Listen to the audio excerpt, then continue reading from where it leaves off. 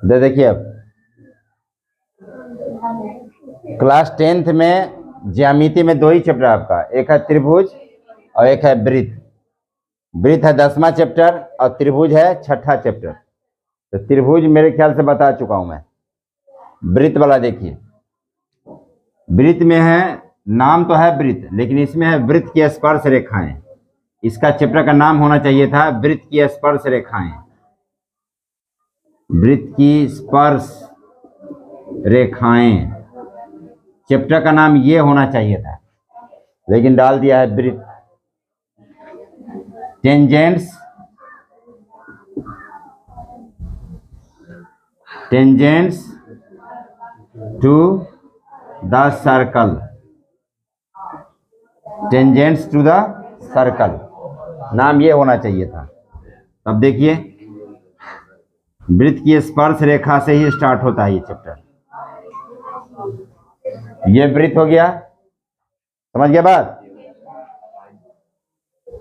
वृत्त को टच करके जो रेखा गुजरेगी ये हो गया स्पर्श रेखा। स्पर्श रेखा, इसको बोलते हैं टेंजेंट। तो इसमें सबसे पहला क्वेश्चन आएगा, एक वृत्त की कितनी स्पर्श रेखाएं होती है? एक वृत्त की कितनी स्पर्श रेखाएं होती है? तो ये जो पॉइंट होगा ये हो गया स्पर्श रेखा, और इसको बोलेंगे स्पर्श बिंदु, tangent A, point of contact, point of contact.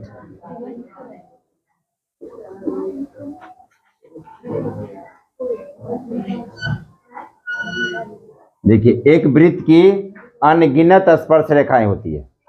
एक वृत्त की अनगिनत स्पर्श रेखाएं हो सकती है, ठीक है, अनगिनत स्पर्श रेखाएं। देखिए, या अनेक, ये हो गया स्पर्श रेखा, ये भी हो गया स्पर्श रेखा, ये स्पर्श रेखा हो गया, ये स्पर्श रेखा हो गया, स्पर्श रेखा हो गया। माने वृत्त के हर एक पॉइंट पर स्पर्श रेखाएं गुजर सकती है। तो इसलिए कहा गया वृत्त की अनेक स्पर्श रेखाएं होती है या अनगिनत स्पर्श रेखाएं होती है। इसको याद रखिए। एक वृत्त की अनगिनत, अनगिनत या इसी को अनेक स्पर्श रेखाएं, रेखाएं हो सकती है। यह हर बार परीक्षा में आता है। एक वृत्त की अनगिनत स्पर्श रेखाएं, कितनी स्पर्श रेखाएं होती है? तो एक वृत्त की अनेक स्पर्श रेखाएं होती है या अनगिनत स्पर्श रेखाएं होती है।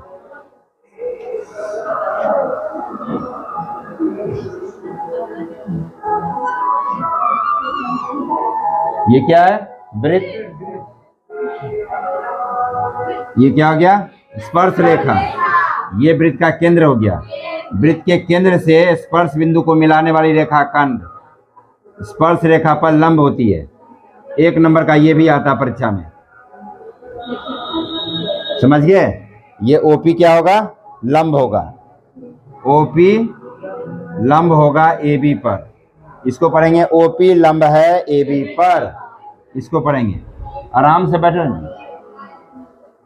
ओपी लंब है एबी पर, ये चीज पढ़ेंगे, इसको समझ गए? ओपी लंब है एबी पर।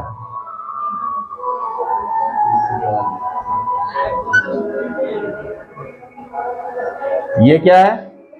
वृत्त है। ये बाह्य बिंदु से वृत्त पर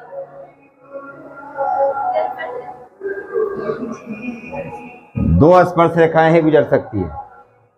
वृत्त के बाहरी बिंदु से वृत्त पर सिर्फ 2 स्पर्श रेखाएं गुजरती है, एक बिंदु से, ठीक है ना? एक बिंदु से वृत्त पर सिर्फ 2 स्पर्श रेखाएं गुजरती है और दोनों की लंबाइयां बराबर होती है। परीक्षा में आएगा, एक वृत्त की एक स्पर्श रेखा की एक बिंदु से एक स्पर्श रेखा की लंबाई है 5 सेंटीमीटर, तो दूसरी स्पर्श रेखा की लंबाई क्या होगी? ये भी 5 होगा, ठीक है ना? Only two tangents can drawn to the circle from external point and both the tangents are equal. जितना बड़ा ये टेंजेंट होगा उतना ही बड़ा ये टेंजेंट होगा, ये भी 5 होगा। ये मान लीजिए P, ये मान लीजिए A, ये मान लीजिए B, ऐसे करके। तो यहाँ पर लिखा जाएगा बाह्य बिंदु से वृत्त पर खींची गई दोनों स्पर्श रेखा की लंबाइयां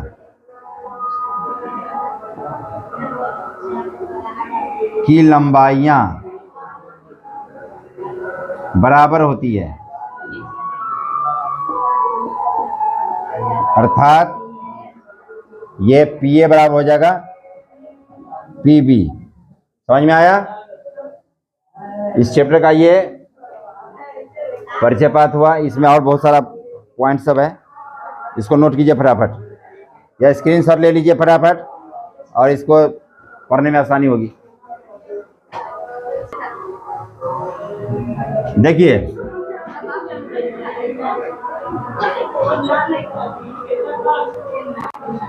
ये क्या हो गया, वृत्त। ये वृत्त को टच करके जा रही रेखा थी, हो गया स्पर्श रेखा। ये छेद करके जाते, छेदक रेखा नाम पड़ गया। इसका नाम है छेदक रेखा। छेदक रेखा इसको इंग्लिश में बोलते हैं सीकेंट। सीकेंट। ये हो गया स्पर्श रेखा।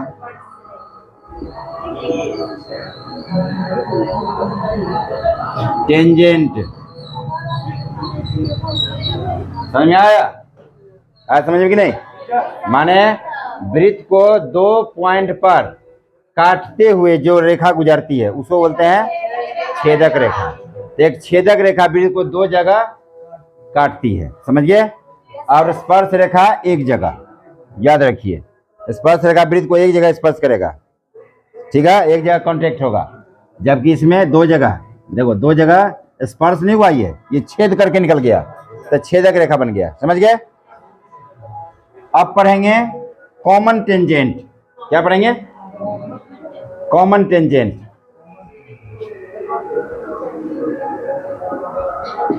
Common tangent.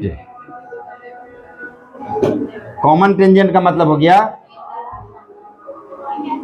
उभयनिष्ठ। उभयनिष्ठ स्पर्श रेखाएं। लापरवाही, आराम से बैठे रहो, ध्यान से। क्या लापरवाही करते हो? कोई भी नया टॉपिक शुरू होता है तो उसमें लापरवाही ज्यादा ही करना शुरू कर देते हो। देखो कॉमन टेंजेंट मतलब हो गया 2 वृत्त है ऐसे करके, कुछ दूरी पर है रखा हुआ।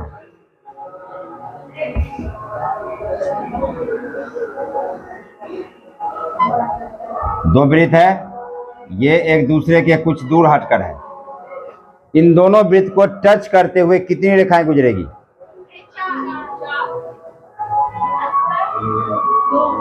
पता है?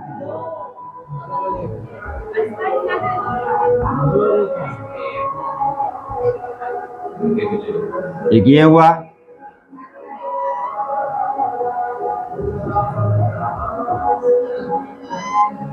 एक ये हुआ, एक ये हुआ। अनगिनत कैसे हुआ? ये रेखा यहां दे रही है, 4 न हुआ। वृत्त को माने ऐसी रेखा जो वृत्त को, दोनों वृत्त को टच करके गुजरे। ऐसी रेखा जो दोनों वृत्त को टच करके गुजरे, दोनों वृत्त को छू करके गुजरे। तो एक रेखा ये हुआ, 1 2 ये 3 ये 4, तो कैट हो गया 4 हुआ। तो इसमें 4 हो गया उभयनिष्ठ स्पर्श रेखाएं। आप लिखने में लगे हुए हैं, जो समझाया जा रहा है उसको छोड़ करके आप लिखने में लगे हुए हैं। तो क्या हो गया? 2 वृत्त जब एक दूसरे से अलग हो, 2 वृत्त जब दूसरे से एक दूसरे से, इधर मुड़ के बैठो ना जी, दो वृत्त जब एक दूसरे से अलग हो तो उभयनिष्ठ स्पर्श रेखाएं कितनी हो गई? 4 हो गया। तो इसमें उभयनिष्ठ स्पर्श रेखा कितना हो गया? उभयनिष्ठ स्पर्श रेखाएं इसमें कितना हो गया? 4। और जब दो वृत्त एक दूसरे के टच करके गुजरता है, देखो ये दो वृत्त एक दूसरे के बाहरी रूप से स्पर्श करता है, तब कितनी उभयनिष्ठ स्पर्श रेखा होगा? इसमें 2 हुआ, ये एक 3 हो गया, एक ये हो गया, एक ये हो गया, कितने हो गया? 3 हो गया। जब दो वृत्त एक दूसरे के बाहरी रूप से स्पर्श करके गुजरता है तो 3 स्पर्श रेखाएं होगी, उभयनिष्ठ स्पर्श रेखा, 1 2 और 3। तो इसमें उभयनिष्ठ स्पर्श रेखा हो गया 3। उभयनिष्ठ स्पर्श रेखाएं इसमें कितना हो गया? 3, 1 2 और 1 3। और जब दो वृत्त एक दूसरे को काट करके गुजरे ऐसे, तब कितना उभयनिष्ठ स्पर्श रेखा होगा? इसमें उभयनिष्ठ स्पर्श रेखा कितना होगा? कैसे? देखो ऐसे ऐसे, इसमें हो गया, माने ये कॉमन टेंजेंट सब लिख रहा हूं मैं, कॉमन टेंजेंट। इसमें 3 हो गया, इसमें कॉमन टेंजेंट 2 हो जाएगा, इसमें कॉमन टेंजेंट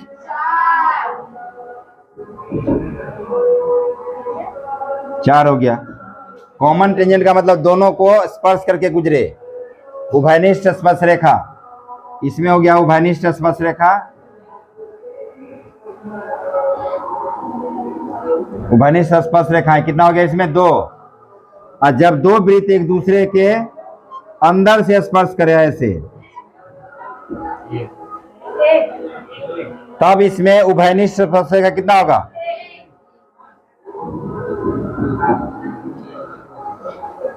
इसमें उभयनिष्ठ स्पर्श रेखा हो गया, उभयनिष्ठ स्पर्श रेखा इसमें हो गया 1। और जब दो वृत्त संकेंद्रीय हो, संकेंद्रीय वृत्त मतलब ऐसा दो वृत्त जिसका केंद्र सेम हो, ऐसे दोनों वृत्त का केंद्र सेम रहे, तो इसमें उभयनिष्ठ स्पर्श रेखा की संख्या 0 होगा। इसमें एक भी नहीं होगा। एक को स्पर्श करके जाएगा तो दूसरा खाली रह जाएगा, अंदर वाले को स्पर्श करके जाएगा तो छेदक बन जाएगा बड़का वाले का। तो इसमें उभयनिष्ठ स्पर्श रेखा हो गया 0। उभयनिष्ठ स्पर्श रेखा इसमें हो गया 0। समझ में आया? तो ये कॉमन टेंजेंट इतने में से कोई सा भी आ सकता है। दो वृत्त जब एक दूसरे को दूर हो तो 4 उभयनिष्ठ स्पर्श रेखा हुआ। जब दो वृत्त एक दूसरे के बाह्यतम रूप से स्पर्श करता है तो 3 स्पर्श रेखा हो गया, उभयनिष्ठ स्पर्श रेखा। जब दो वृत्त एक दूसरे को काट करके गुजरे, है ना ये, तब उभयनिष्ठ स्पर्श रेखा की संख्या 2। और जब दो वृत्त एक दूसरे के अंदर से स्पर्श करे तो उभयनिष्ठ स्पर्श रेखा 1। और जब दो वृत्त संकेंद्रीय हो तो उसमें उभयनिष्ठ स्पर्श रेखा की संख्या क्या होगा? 0। समझ में आ गया? तो ये पढ़ा अपने कॉमन टेंजेंट के बारे में पढ़ा। किसके बारे में? Common tangent. कॉमन टेंजेंट माने उभयनिष्ठ स्पर्श रेखा।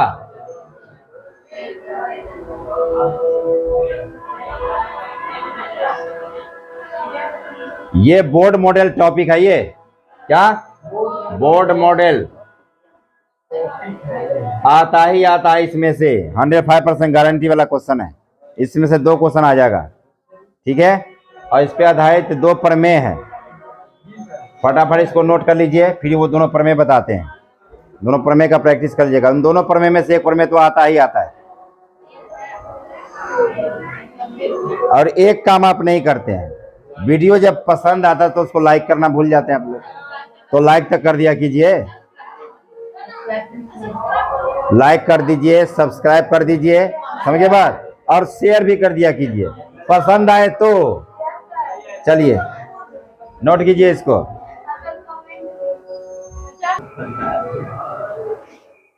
इस चैप्टर में 2 ही प्रमेय है मात्र। एक प्रमेय ये है जो सामने दिखाई पड़ रहा है, वृत्त के किसी बिंदु पर स्पर्श रेखा स्पर्श बिंदु से जाने वाली त्रिज्या पर लंब होती है। माने इस तरह से एक वृत्त ड्रॉ कीजिए,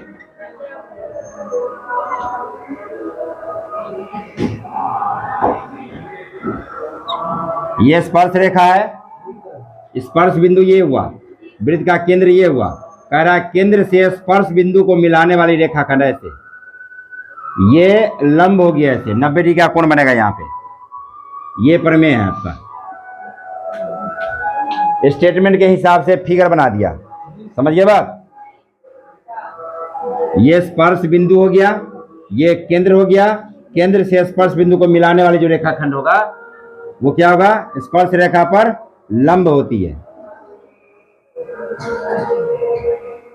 इसको जब बनाएंगे, देखिए दिया है COR में वृत्त का कोई सा भी प्रमेय बनाएंगे तो स्टार्ट यहीं से करेंगे, COR में। ये प्रॉपर तरीका है लिखने का, समझिए। वृत्त वाले प्रमेय बनाने का ये उचित तरीका ये है। COR में क्या हो गया, ये AB स्पर्श रेखा है। देखिए O राइट, तुम लोग जब बताते रहते तो काहे बकवास काहे करने लगते हो अपने में, आपस में बताओ। कभी नहीं समझ पाएंगे ऐसे में। सर जी पढ़ा रहे हैं, लापरवाही करना शुरू कर दिए, कभी नहीं समझ में आएगा। जो बताना चाह रहे थे उसने पूछा कि ये COR कहाँ से लिखा, तो इसके बारे में समझिए। O केंद्र है कि नहीं, और R त्रिज्या है कि नहीं इसमें, तो इसका मतलब हुआ O केंद्र वाले और R त्रिज्या वाले वृत्त में, C4 हो गया सर्कल, सीमा क्या हो गया, वृत्त। O केंद्र और R त्रिज्या वाले वृत्त में, इसका ये मतलब हुआ, समझ में आया। तो वृत्त का प्रमेय बनाएंगे तो स्टार्ट यहीं से करेंगे, लिखेंगे AB स्पर्श रेखा है, OP त्रिज्या है, सिद्ध करना है, सिद्ध क्या करना है, OP लंब है AB पर, ये सिद्ध करना है हमको। OP लंब है AB पर।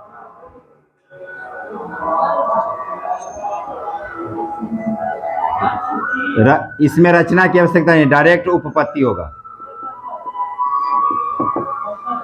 करें क्या, ये AB पर ये P के अलावा एक अन्य बिंदु Q ले लिया, ऐसे करके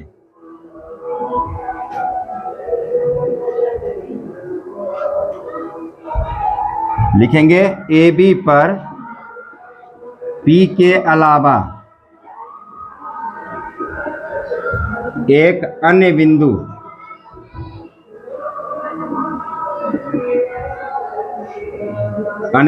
Q। ये Q वृत्त के बाहर दिख रहा है कि वृत्त के अंदर दिख रहा है,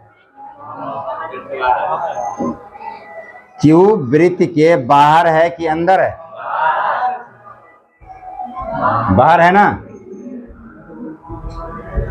यहां पर Q लिया है और ये P यहां पर है, ऐसे है तो Q, ये Q तो वृत्त के बाहर ही हुआ ना। जब Q अंदर होगा वृत्त के, देखिए अंदर जब होगा तो लाइन तो ऐसे चला जाएगा, नहीं चला जाएगा, तब ये क्या बन जाएगा, तब ये AB क्या बन जाएगा, छेदक रेखा बन जाएगा, नहीं। तो यहां पर क्या हो गया कि AB पर P के अलावा एक अन्य बिंदु Q ले लिया। ये Q जो होगा ये स्पष्टतः वृत्त के बाहर होगा, Q लिया, स्पष्टतः Q वृत्त के बाहर है, क्योंकि जब क्यू वृत्त के अंदर होगा तो ए बी छेदक बन जाएगा, छेदक ए बी क्या बन जाएगा, छेदक बन जाएगा। लेकिन हमको पहले से ज्ञात है कि ए बी क्या है, स्पर्श रेखा है, तो स्पर्श रेखा है तो एक ही जगह छू के जा रहा है, इसलिए ये जो क्यू जो होगा ये वृत्त के बाहर ही होगा। तो जब बाहर होगा वृत्त के, तो देखिए ये वृत्त है, ये तो त्रिज्या हुआ, यहाँ पर कोई बिंदु है ऐसे करके, ये बाहर में जो कोई पॉइंट ले लेंगे, ये क्यू है, ये पी है, तो दोनों में बड़ा कौन हुआ, बड़ा कौन हुआ, ओपी बड़ा है कि ओ क्यू बड़ा है, ओ क्यू बड़ा ना हो गया। क्यू जब भी बाहर होगा तो ये बिंदु क्या हो जाएगा, ये रेखा हो जाएगा बड़ा, ये हुआ छोटा। तो यहाँ पर लिख देंगे देयरफॉर ओपी छोटा होगा, ओपी छोटा होगा ओ क्यू से। ये इक्वेशन फर्स्ट हो गया। यहां तक समझ में आ गया बात।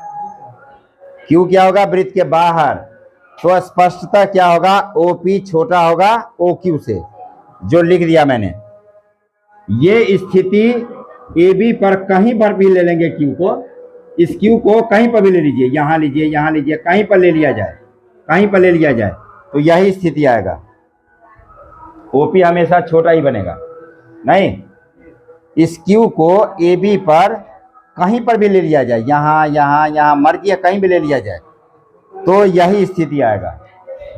इस बात को लिखना पड़ेगा, लिखेंगे यह स्थिति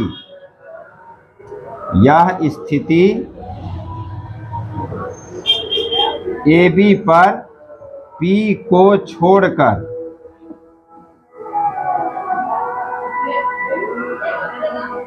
अन्य सभी बिंदुओं के लिए सत्य है। समझ गए? अर्थात क्या देख लिया, ये देखिए ये ओ था, या देखिए फिर चोच में चोच भिरा लिया ना फिर से। अरे हर बात एक एक बात जो एक एक लाख की है, हर बात को सुनो तभी समझ में आएगा। आधा सुनोगे आधा नहीं सुनोगे तो कुछ नहीं समझ में आएगा। अब ये कोई रेखा है, ये बाहर में कोई पॉइंट है, ये देखिए ये कोई रेखा है, बाहर में ये कोई पॉइंट है, तो यहां पर से बहुत सारा रेखाखंड खींच रहे हैं ऐसे करके, देखिए बहुत सारा रेखाखंड खींचाएगा। मान लीजिए बड़ा सा लाइन है ऐसे, ऐसे कितना भी रेखाखंड खींच दिया जाए तो ये जो सबसे छोटा होगा ना, ये 90 डिग्री का कोण बनाएगा। बाह्य बिंदु से किसी रेखा पर खींची गई सभी रेखाखंडों में जो सबसे छोटा रेखाखंड होता है वो लांबिक दूरी होता है। क्या? लांबिक दूरी, माने 90 डिग्री का कोण बनाते हुए रेखा डलाएगा इस पे। समझे बात? जो लंब होगा वो सबसे छोटा होगा, ये बात सिद्ध हो जाता है इसमें। तो यही बात इसमें फॉलो करना है। यह स्थिति माने यहाँ पर से जो कितना भी रेखाखंड खींचेंगे तो ओपी सबसे छोटा बन गया, यहाँ पर लिखेंगे। अर्थात ओ से ए बी पर खींची गई सभी रेखाखंडों में ओपी सबसे छोटी है। अतः क्या होगा, ओपी लंब होगा ए बी पर, यहां पर लिख देते हैं। अतः ओपी लंब होगा ए बी पर, यही सिद्ध करना था। समझ में आया? इसके बाद ये लिख लीजिएगा इसको। समझ गए? अब क्या करना है, ये याद कैसे होगा? परीक्षा में तो लिख के भी आना है, नहीं तो इसको 5 से 7 बार लिख डालना है। 2-3 बार देख के लिखना पड़ेगा, 2-3 बार देख के लिखना पड़ेगा ना, फिर अपने से लिखिए। क्या? फिर चौथी बार लिखिए, 5वीं बार लिखिए, देख के मिला लीजिए, गलती तो नहीं रह गया, कहीं पे कोई बात छूट रहा है तो उसको फिर से लिखिए। पर मैं स्मरण करने का यही तरीका है। समझ गए बात? चलिए अब नोट कीजिए फटाफट इसको।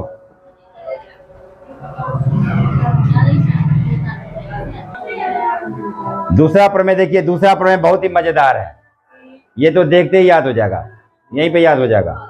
ये धिया पुता वाला है, देखिए ध्यान से देखिएगा तभी ना। वृत्त बना दिया गोल गोल, पर काल से भी नहीं बना पाएंगे आप लोग ऐसा जैसा हम बना दिए। देखिए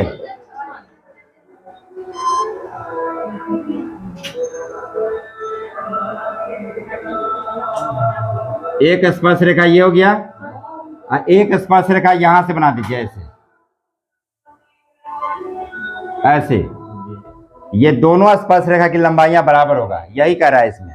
बाएं बिंदु से वृत्त पर खींची गई स्पर्श रेखाओं की लंबाइयां समान होती है, यानी बराबर होती है। तो बाएं बिंदु से वृत्त पर दो ही स्पर्श रेखा खींचा जा सकता है। इसको थोड़ा ऐसे क्रॉस बना दीजिए, रुकिए, इसको थोड़ा क्रॉस बना देते हैं, यहां से यहां रखिए तब बढ़िया लगेगा थोड़ा।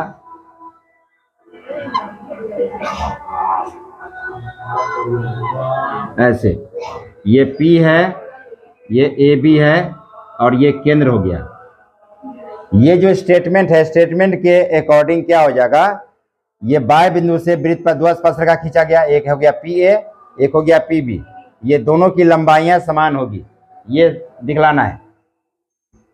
तो देखिए लिखेंगे दिया है, पहले बताया मैंने प्रमेय सर्कल वाला जो प्रमेय बनाते हैं तो लिखते हैं COR में, COR में क्या होगा, PA और PB स्पर्श रेखा है, स्पर्श रेखाएं हैं। PA और PB स्पर्श रेखाएं हैं, सिद्ध करना है। सिद्ध क्या करना है इसमें, PA बराबर PB। लापरवाही ना करते हुए देखें इसको, लिखने में लगे पहले से ही, नहीं समझ में आएगा, नहीं देखेंगे इसमें समझ में नहीं आएगा। PA बराबर हो गया PB, ये सिद्ध करना है, इसमें रचना लेना पड़ेगा। देखिए दिया है, टॉपिक बनाया, दिया है, सिद्ध करना है और रचना, ये तीन टॉपिक लिया जाएगा इसमें फटाफट। रचना में क्या करेंगे, ये O से B को मिलाएंगे, O से A को मिलाएंगे और O से P को मिलाएंगे, इतना लिया रचना में। O से A, इसको से पढ़ेंगे, लिखने में काहे लगे तुम लोग, जब कह रहा हूं वही तो O माइनस A पढ़ोगे, जब देखोगे ना इसको तुम पढ़ोगे O माइनस A, तो माइनस नहीं है, ये O से A कॉमा मारो, O से B और O से C, O से P को मिलाया, इतना ले लिया रचना में। इसके बाद आएगा उपपत्ति, क्या, उपपत्ति। इस त्रिभुज में और इस त्रिभुज में ले लेंगे, तुलना करेंगे।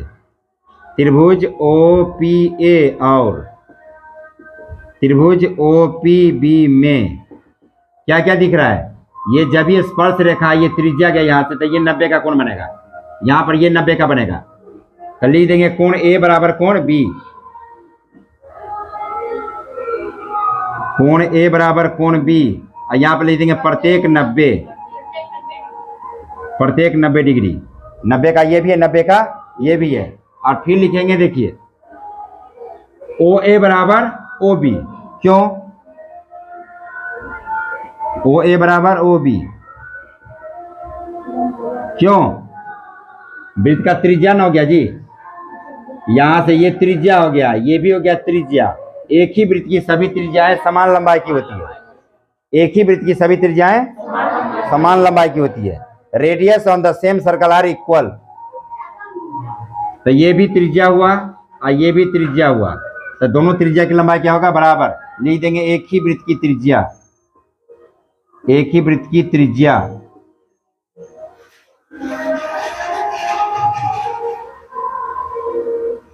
ओपी बराबर ओपी, ये जो ओपी दिख रहा है ये ओपी, ये डंडा इस त्रिभुज का भी पड़ता है और इस त्रिभुज का भी पड़ता है।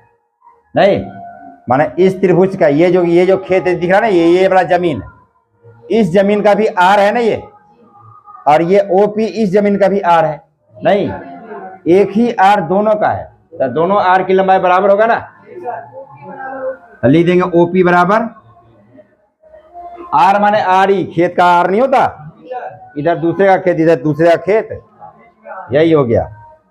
तो ये ओपी बराबर ओपी लिख देंगे। उभयनिष्ठ कॉमन, उभयनिष्ठ को बोलते हैं कॉमन, इसको इंग्लिश में लिखेंगे ईच 90 डिग्री। आई हो गया radius in the same circle, आई हो गया कॉमन। अब क्या हो गया, ये दोनों त्रिभुज हो जाएगा सर्वांगसम। कौन से नियम से? त्रिभुज OPA सर्वांगसम हो गया त्रिभुज OPB, ये हो गया RHS सर्वांगसमता। समकोण कर्ण भुजा, देखिए समकोण त्रिभुज ना हो गया, एक कोण 90 डिग्री का तो क्या हो जाएगा समकोण त्रिभुज। किसी त्रिभुज का एक कोण 90 डिग्री तो समकोण त्रिभुज, तो ये हो गया 90 डिग्री का, तो ये त्रिभुज समकोण हुआ और ये भी त्रिभुज समकोण हुआ। और 90 डिग्री के सामने वाला क्या होता है? कर्ण होता है। तो इसमें क्या लिया है, एक 90 डिग्री हो गया और ये कर्ण हो गया और ये एक भुजा हो गया। नहीं, तो ये RHS सर्वांगसमता होता है। क्या? समकोण कर्ण सर्वांगसमता, 9th क्लास में पढ़े होंगे। 9th क्लास में सर्वांगसमता के 5 रूल बताया था, ठीक है। SAS सर्वांगसमता, ASA सर्वांगसमता, SSS सर्वांगसमता, AAS सर्वांगसमता और RHS सर्वांगसमता। ये क्लास 9th की विषय वस्तु है, समझ गए। तो RHS सर्वांगसमता वहीं से आया। तो जब सर्वांगसम हो गया तो क्या होगा, तब इसका बाकी जो भी शेष बचा हुआ सब बराबर हो जाएगा। ये PA बराबर हो जाएगा PB, लिख देंगे। इसलिए PA बराबर PB, यही सिद्ध करना था। और जब ये सिद्ध हो जाता है तो यहाँ कहाँ से सिद्ध हुआ, तो यहाँ पर लिख देंगे CPCT से। CPCT का फुल फॉर्म होता है corresponding part of congruent triangle. Corresponding part of congruent triangle English में बोलते हैं इसे, ठीक है। Corresponding part of congruent triangle माने सर्वांगसम त्रिभुज के संगत भाग। क्या हो गया? सर्वांगसम त्रिभुज के संगत भाग। अंग्रेजी में अंग्रेज लोग जो है क को ख बोलता रहता है, प को फ बोलता रहता है, ट को ठ बोलता रहता है, चा को छ बोलता रहता है। तो करस्पॉन्डिंग को कहेंगे करस्पॉन्डिंग, पार्ट को बोलेगा पार्ट, कॉन्ग्रुएंट कॉन्ग्रुएंट को congruent, corresponding part of congruent triangle.